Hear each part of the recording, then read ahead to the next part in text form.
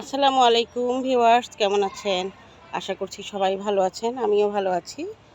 ছাদে চলে আসলাম এবং আপনাদের জন্য একটা লং ভিডিও নিয়ে হাজির হয়ে গেলাম আমি। আ এই যে ভিডিওতে দেখতে পাচ্ছেন আমার এখানে একটা লং মালবেরি গাছ। এই ফলটার সাথে অনেকে হয়তো পরিচিত না। আবার আমার মনে হয় যাদের ছাদে বাগান আছে তারা সবাই এটার সাথে মোটামুটি পরিচিত।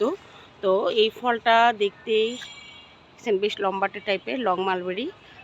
গাছে কিন্তু প্রচুর পরিমাণে ফলন হয়। এখনও অনেকগুলোতে অনেক ঢালে এখনও ফল আসে নাই, কিন্তু তারপরও যা আসছে আলহামদুলিল্লাহ দেখতে পাচ্ছেন। আরও হয়তো এক সপ্তাহের মাঝে এগুলো পেকে যাবে এবং এগুলো খাওয়ার উপযোগী হয়ে যাবে। এই যে দেখতে পাচ্ছেন, মাশাল্লাহ মাশাল্লাহ অনেক ফল আসছে। আর হচ্ছে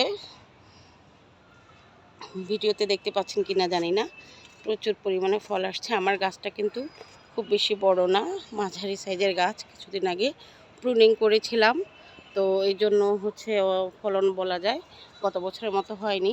তারপরও আলহামদুলিল্লাহ প্রচুর পরিমাণে ফলন এসেছে। আর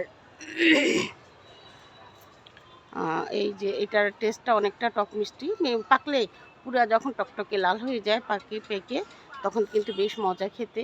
আর কাঁচা অবস্থায়ও টেস্ট কিন্তু টক টক টাইপের, পাকলে বেশ মিষ্টি হয়। আর যারা ছোটো মালবেরি খেয়েছেন তারা তো জানেনই। আর ছোটো তবে আমার মনে হয় কম্পেয়ার করলে আমার কাছে ছোটো মালবেরির টেস্টটাই বেশি ভালো লাগে এটার চেয়ে। তারপরে এতে দেখতে সুন্দর, অনেকে এটাকে খুব পছন্দ করে।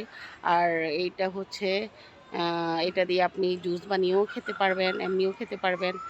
শুধু পরিষ্কার করে গাছ থেকে ছেড়ে টুকটুক করে খেয়ে নিলেই হয়ে যাবে।